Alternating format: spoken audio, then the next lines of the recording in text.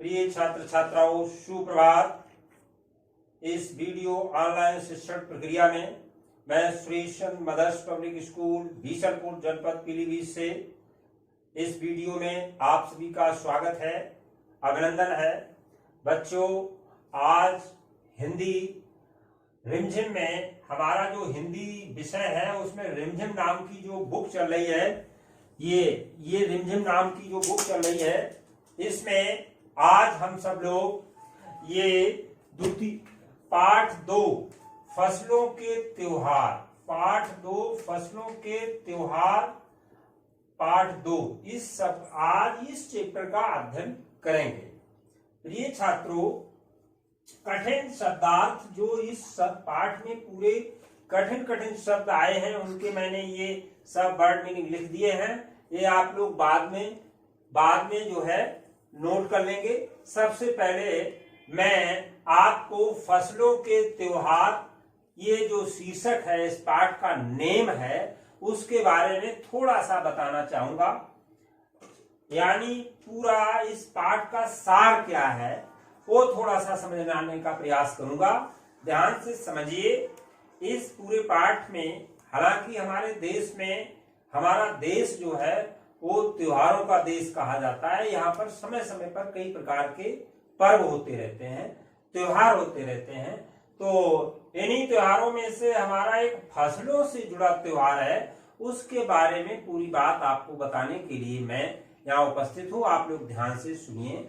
बच्चों, जाड़े के मौसम में सारा दिन हाथ तापते बीत जाता है। आपने देखा होगा जाड़े के दिनों में जब हाथ हमारे ठंड से कपकपाने लगते हैं तो पूरा दिन हम हाथ तापते सेकते आग्नि से उसके पास बैठना पड़ता है। तो ये इसी मौसम में एक त्योहार है जिसके कारण घर में खिचड़ी बनती है।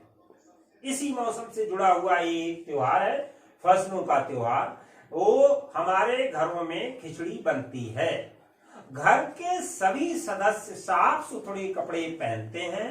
सभी को खाने के लिए खिचड़ी और गुड़ तथा चीनी से बना तिलकुट मिलता है। तिलकुट कैसे बनता है? गुड़ और चीनी से मिलता है बना हुआ। स्कूल में भी ये त्योहार बड़े हर्षोल्लास के साथ मनाया जाता है, फसलों से जुड़ा त्योहार।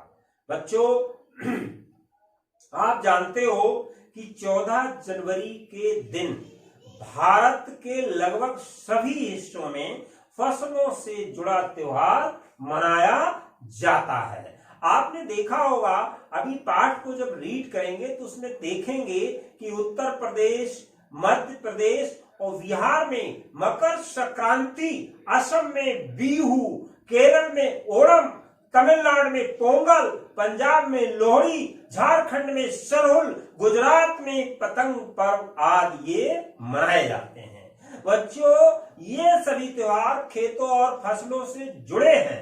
झारखंड में सरहुल नामक त्योहार मनाया जाता है। इस त्योहार को अलग अलग जनजातियां मनाती हैं। इस दिन साल के पेड़ की पूजा की जाती है। अभी हम जब चैप्टर को रीड करेंगे तो ये सब कुछ आपको इस पाठ के अंदर मिलेगा। इसका पूरा सार समझ लीजिए। बच्चों, लोग अपने घरों को सजाते संवारते हैं, साथ ही एक विशेष प्रकार का नृत्य भी करते हैं। नृत्य मीन्स नाचने का काम करते हैं। और इसी दिन से बसंत ऋतु का आरंभ माना जाता है। तमिलनाडु में मकर संक्रांति पोंगल के रूप में मनाया जाता है। इस दिन मिट्टी के मटके में चावल, दूध और गुड़ से बना एक विशेष मिष्ठान बनाया जाता है। वहीं गुजरात में मकर संक्रांति के दिन पतंगे उड़ाई जाती हैं। पूरा आकाश पतंगों से हो जाता है। प्रिय छात्रों, आगे देखिए। ये पतंगे विभिन्न प्रकार की होती हैं। ये पतंगे कई प्रकार की होती हैं। देखा होगा आपने, रंग बिरंगी कई पतंगे हो, आप देख रहे हैं दुकान पे, कोई ऐसी, कोई किस कलर की, कोई किस कलर की, ये तमाम प्रकार के रंगों की होती हैं। इन्हें हर धर्म, जाति तथा आयु के लोग उड़ाते हैं। आयु मीन्स उम्र के लोग। कुमाऊं में इसे घुंघतिया कहते हैं। यहाँ इस दिन आटे और गुड़ से पकवान बनाया जाता है।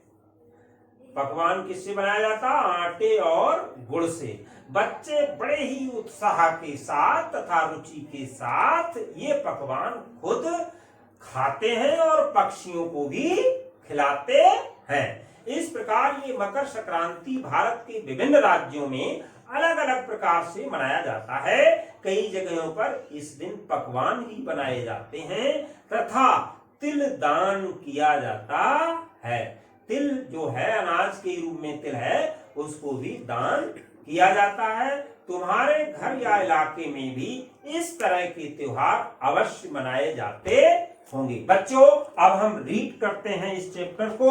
आप ओपन करिए अपनी बुक को और एक एक लाइन को ध्यान से देखिए। अभी जो मैंने पूरा सार बताया वो सब इस चैप्टर में आपको मिलेगा।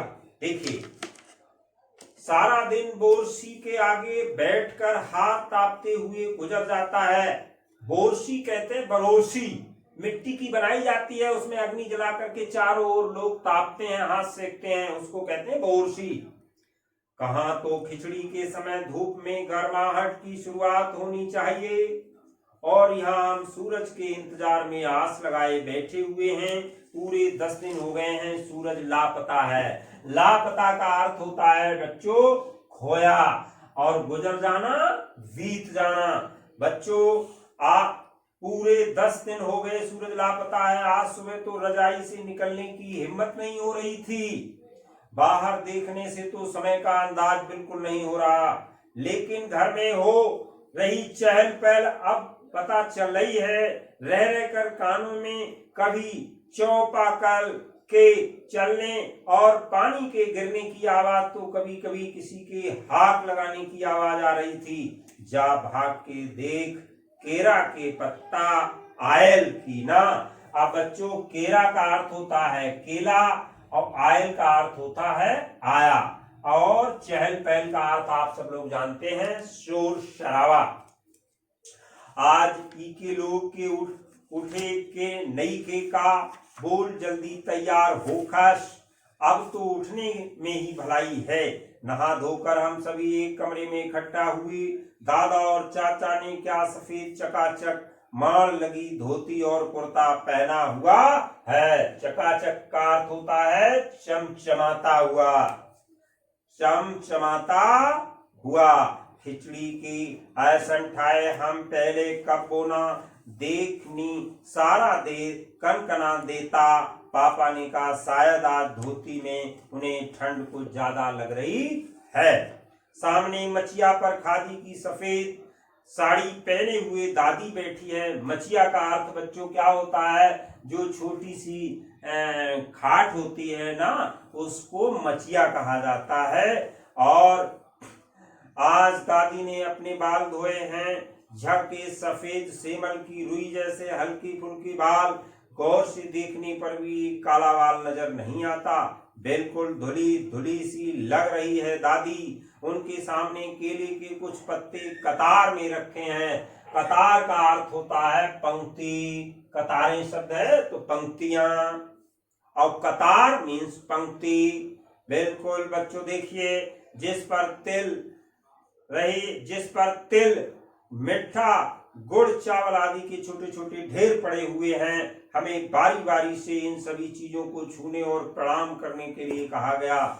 जब सबने ऐसा कर लिया तो उन सभी चीजों को एक जगह इकट्ठा करके दान दे दिया गया। इकट्ठा करके मतलब एकत्र करके दान दे दिया गया। आज तो अप्पू दीदिया बुरी फंसी, उन्हें ना तो चूड़ा दही की पसंद है और ना ही खिचड़ी, पर आज तो फरमाइशी नाश्ता नहीं चलेगा, उन्हें दोनों ही चीजें खानी पड़ेंगी। आज खिचड़ी जो है, खिचड़ी खाने के बाद सभी ने गया से आए तिल, ये तिल जो है वो गया के सबसे ज्यादा फेमस है तिलकुट।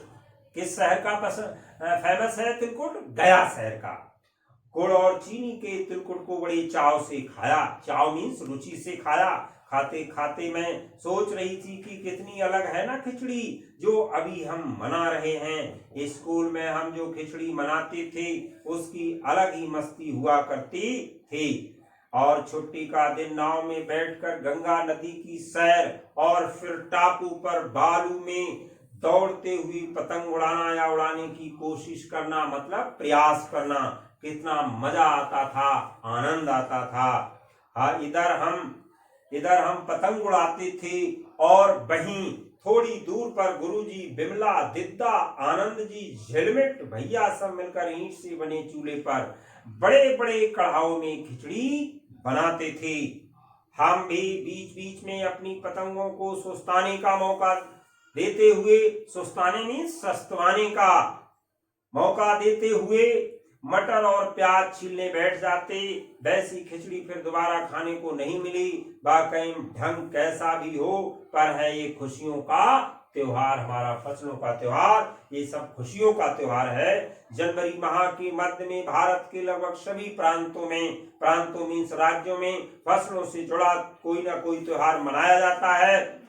कोई फसलों के तैयार हो जाने पर खुशी बांटता है, तो कुछ लोग इस उम्मीद में खुश होते हैं कि अब पाला कम होगा, सूरज की गर्मी बढ़ने से खेतों में खड़ी फसल तेजी से आगे बढ़ेगी।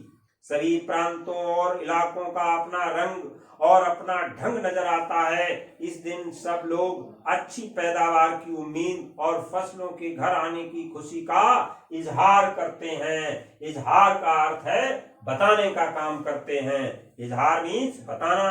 उत्तर प्रदेश, बिहार, मध्य प्रदेश में मकर संक्रांति या तिल संक्रांति, असम में बिहू, केरल में ओणम, तमिलनाडु में पोंगल, पंजाब में लोहड़ी, झारखंड में सरहुल, गुजरात में पतंग का पर्व सभी खेती और फसलों से जुड़े त्योहार हैं। इन्हें जनवरी से मध्य अप्रैल तक अलग अलग समय में मनाया जाता है। जो अभी मैंने सारांश में बताया वही चीज इस चैप्टर में है बच्चों। झारखंड में सरहुल बड़े जोशो खरोश के साथ मनाया जाता है।